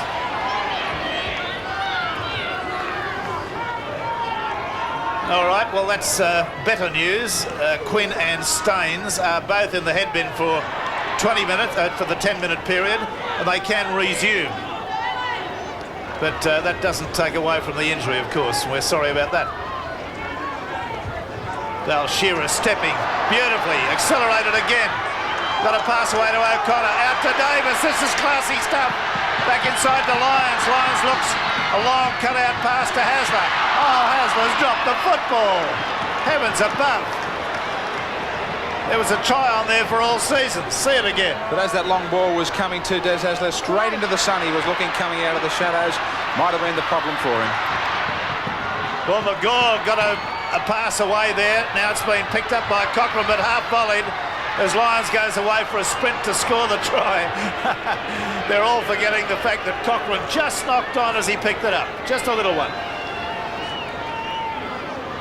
It was a good tackle from Chris Close there on McGaw too. He came from behind, picked him up and gave him some. Legitimately. Interesting changes here for Cronulla. Docking having to feed the scrums as Ronnie Quinn off the field and Dennis Frico moving to the fullback position. Well, there was the intercept taken by Michael O'Connor. He's pushed off the defender, Andrew Ettinghausen, and scored a try. An exceptional try. Only a man with marvellous reflexes could have done it. And I suspect he's just a little bit frustrated with the way the game has gone, and he wanted to do better. Here it is. On the State Bank replay, always a danger to turn your back to the opposition to pass the ball. You don't know where the outside men are. Mark McGaw certainly didn't on that occasion, and Michael O'Connor just on the spot to tidy that up, say thank you very much, and away he went. Docking ran away from the scrum base. He was the man having to feed the scrums, and there he was, Mark McGaw turning his back. He left his man Ettinghausen with no other option. He was waiting for the pass, and O'Connor simply just all he had to do was just catch the ball. Ettinghausen tried to hang on, but Cronulla certainly well and truly out of this game right now.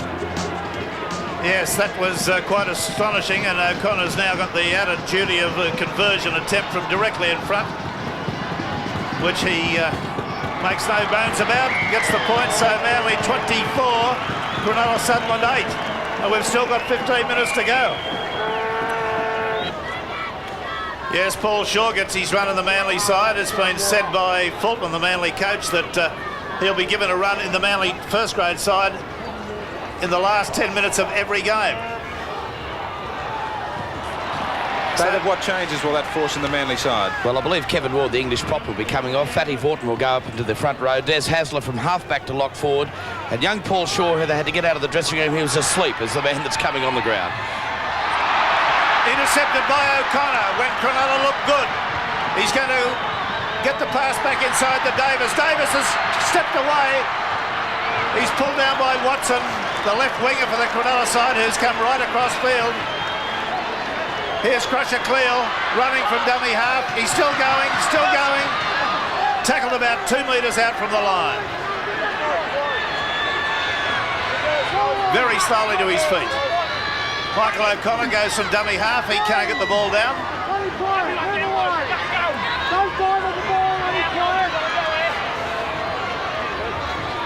Cleal. Hasler. Lyons. Cochrane. Way! Caught by the head and pulled to the ground. I don't think it was a stiff arm tackle, but we're going to get a touch judge on to say exactly how he saw it to the referee. Well, here it is, Alan Wilson going high, very similar to a tackle in the first half involving Des Hasler. O'Connor started all that back at halfway with an intercept.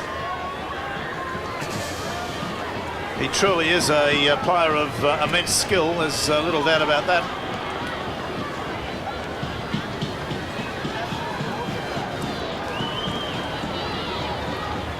From directly in front, 18 metres out. He's raised the flag, so it's now Manly 26, Cronulla 8.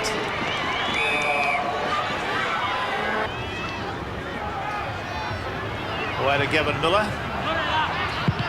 Diamond gets his kick downfield as he was just going on the broad of his back. Now Shearer's got a hamstring or something. He's only limping around now.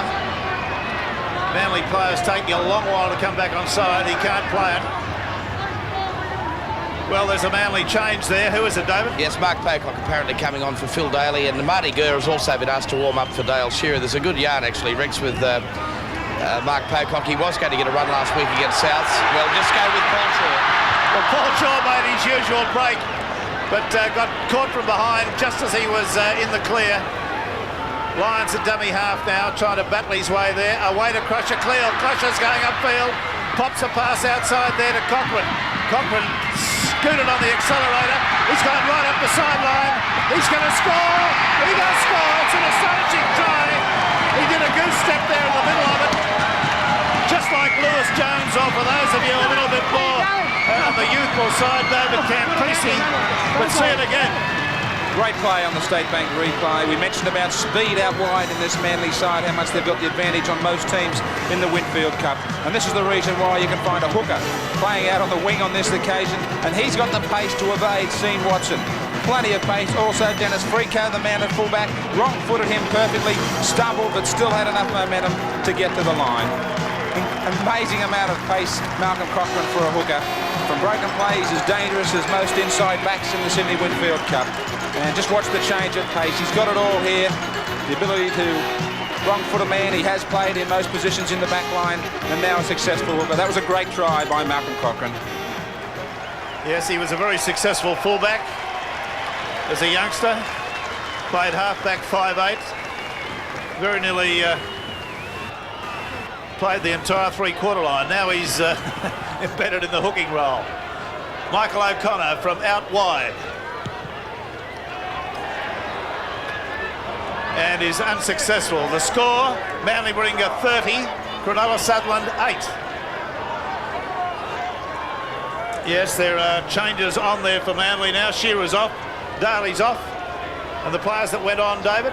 Yes, Marty Gurr came on, and also the one that replaced Pocock was on that replaced Phil Daly. Apparently the change was going to be made against Souths last week.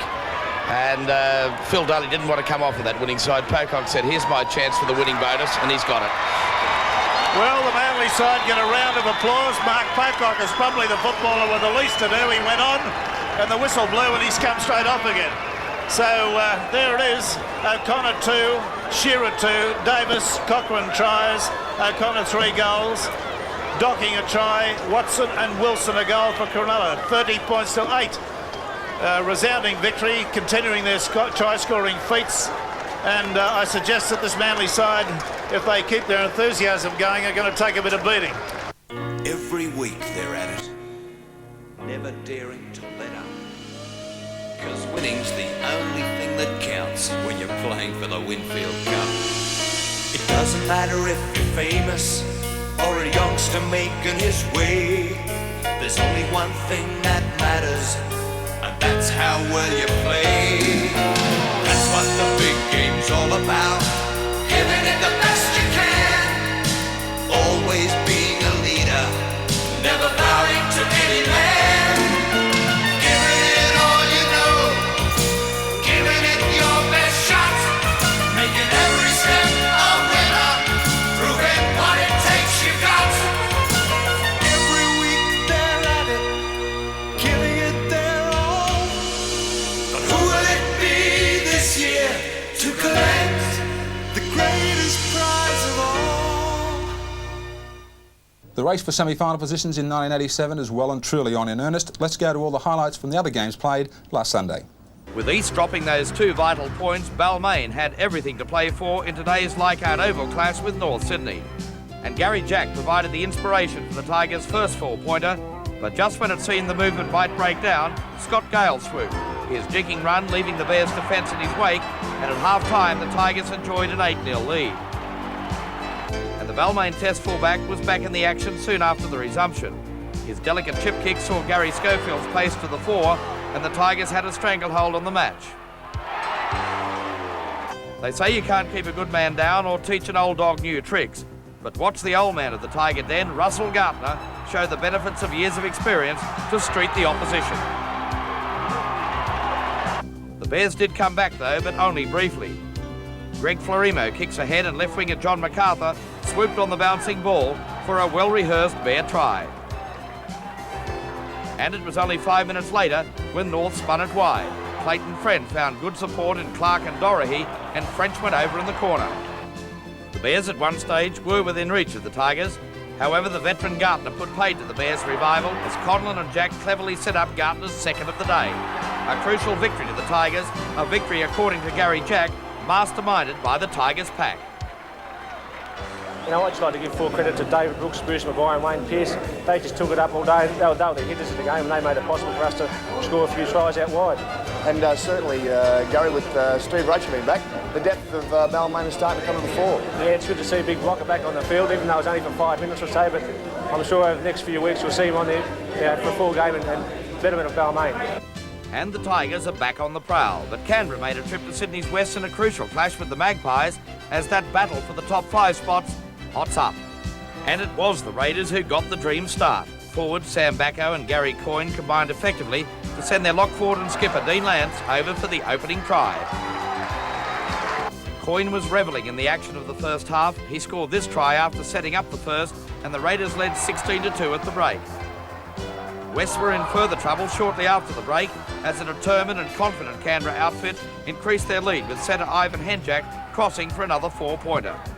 The Canberra bench must have had big smiles today.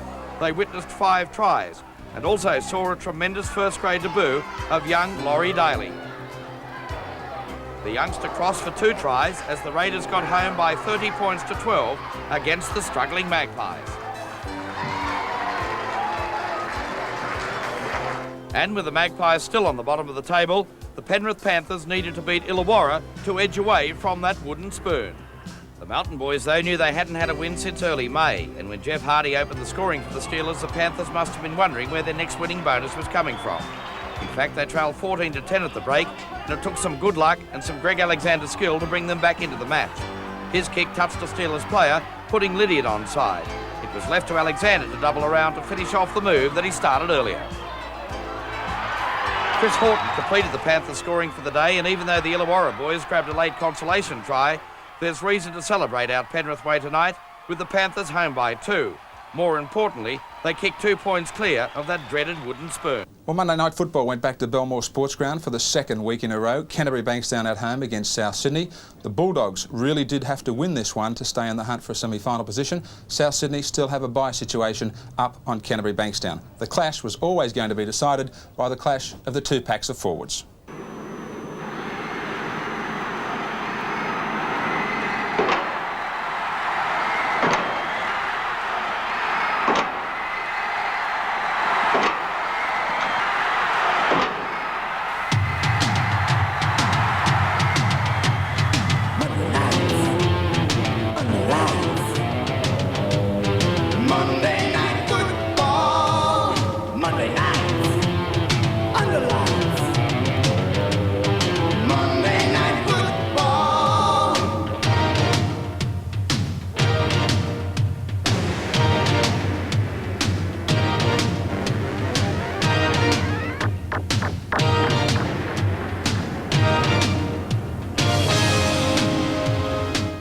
Welcome to this round 21 match of the Winfield Cup in Monday Night Football from Belmore Sports Ground, where the home team Canterbury Bankstown take on South Sydney. Thanks, Rex. Well, what a clash tonight. 2 of the biggest and best packs of forwards in the Sydney Winfield Cup, and it goes without saying, I guess, that the winner of that clash in the forwards will probably decide the outcome tonight. Let's check the Canterbury lineup from fullback. Michael Hagan in 19, Tony Curry on the wing in 1. The centres are Colin Whitfield and Peter Mortimer, Andrew Farrer in 5. The halves are Terry Lamb and Steve Mortimer. The forwards, Paul Langmack, Chris Mortimer, David Gillespie, Peter Kelly, Steve Folkes and Peter Tunks. And in a clash that's really going to produce the fireworks tonight, let's go to David Fordham to check the South Sydney lineup. Well, fireworks indeed, Graeme, if the clash is anything like the same game under lights here at Belmore last year. But South Sydney, of course, met Manly in the last round. They've made one change to the side that was defeated by the Sea Eagles. Lindsay Johnson's out of the side, coming back in, the test forward Les Davidson, and he'll bolster the side tonight. Let's look at it from fullback. Number 1, David Cruikshank. Ross Harrington, Steve Maven, Michael Blake and Jason Boone, the 3 quarters. Mark Ellison's at 5/8, Craig Coleman at half. Michael Andrews is at lock forward. Wade Chisholm, Les Davidson, David Boyle, Mario Fennick and Ian Roberts. And away they go now. Ellison to kick off.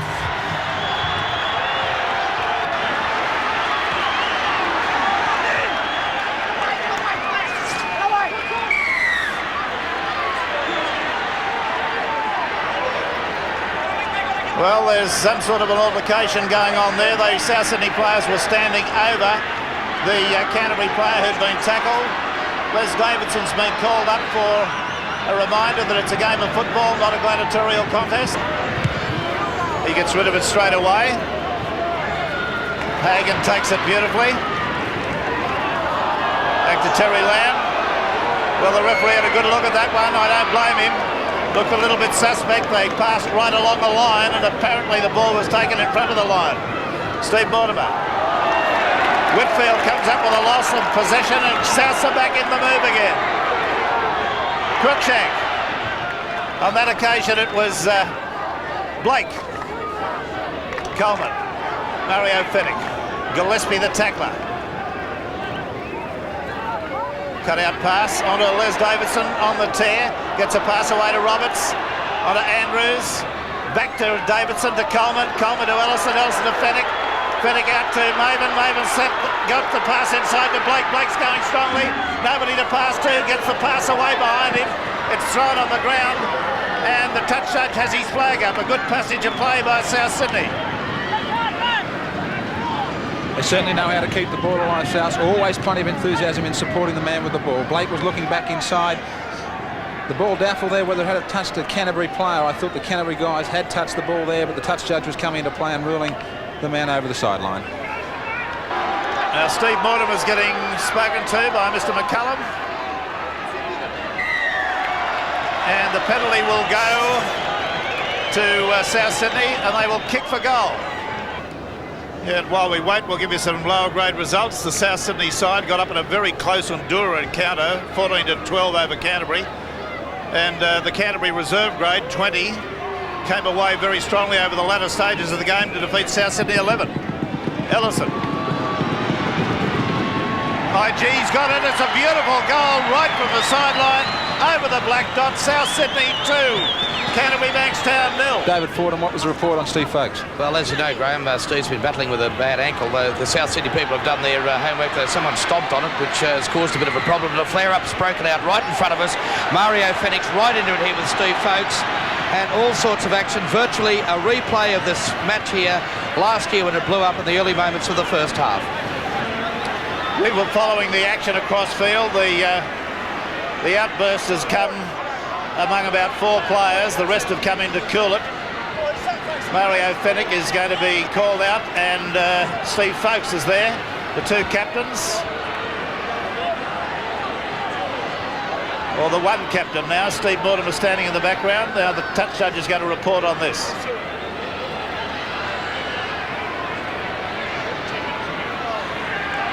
"10 minutes in the sin bin, the pair of them.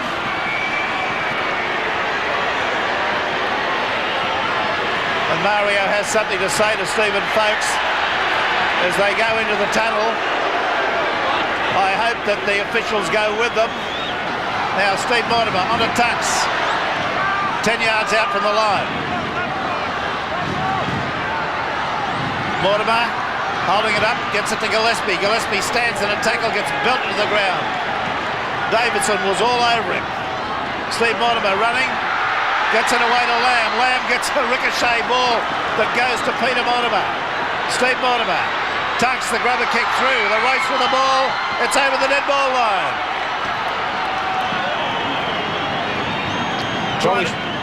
We nearly saw Peter Tunstall. We did see him pull this off in the first round at Henson Park on the blind side, kicking for the winger. Canterbury certainly were winning the race to the ball, but just too deep here. South Sydney ball. They kick on the first tackle. The race is on. Maven is coming fast. Going to be picked up. Oh, he's dropped it. I think South Sydney have stolen the ball. Andrew Farrer was there and tried to gather it. Didn't do so. Out to the blind side to Jason Moon. Moon stopped at a crushing tackle about 2 metres out from the line. Craig Coleman trying to pick up a runner. Roberts, Les Davidson. Boyle gave it Andrews gave it a hit along the line there to Harrington. Harrington runs well, gets picked off there with a good diving tackle from Gillespie. Coleman, Maven, Michael O'Connor. Well, there was a try on there for all seasons, but it just didn't happen quickly enough. Roberts trying to surge through the Canterbury line. Chisholm at dummy half, only 10 metres away. Craig Coleman, the little grubber kick into the end goal. It's taken by Curry. And Curry's on the move. He's going fast. He's going to score. He's going to run 80 metres and score. Curry's a beauty. He's done it very, very easily. Andrews was chasing him, and there is the result of a kick gone well and truly astray. Canterbury Bankstown 4, South Sydney 2. And tumultuous applause here. Beware of the Bulldogs reads the sign, an incredible mistake. Two mistakes by both sides. Andrew Farrer nearly coming up with the South Sydney try when he fumbled on his own line, but Craig Coleman kicking to the open side. There was only two South Sydney players there. He made the mistake. The rest of the South Sydney side were on the left hand of the ruck. He shouldn't have gone to the open. He only had his forwards, David Boyle marking the likes of Tony Curry. Michael Andrews couldn't match it with pace. Curry really couldn't believe it when he ran into the open spaces. Terry Lamb always there as he is on the inside. And what a turnabout for Canterbury. They should have been possibly 4-0 or 6-0 down with a try at that end of the field. But Curry just picks up the dregs here. Nobody else to beat. All he had to do was clap on the pace. Terry Lamb was there just in case he was needed. Curry was dying on his run, but he had nobody else to beat. An incredible turnabout, as I say. Canterbury, their defence held them and saved them on that occasion, and now a major error from South Sydney. And all I can say is, when will they learn? When will they learn not to break the golden rules of rugby league? One of the rules is never kick to the open side. Something could go wrong, and it sure went wrong that time. Terry Lamb to take the kick from 10 metres out, directly in front, will kick the goal. He does, so Canterbury now 6, South Sydney 2. Andrews, Baker, back to Mario Fennick. That was Coleman's little flick pass there. I don't know whether this game calls for that sort of thing. Roberts, Lamb nearly stole the football from him.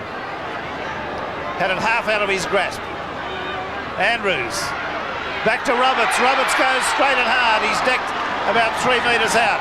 That'll be the place for them to score it, right beside the posts. Well, Kelly's come out and decked Fennick, and a penalty's been awarded against Canterbury Bankstown for interfering with the dummy half.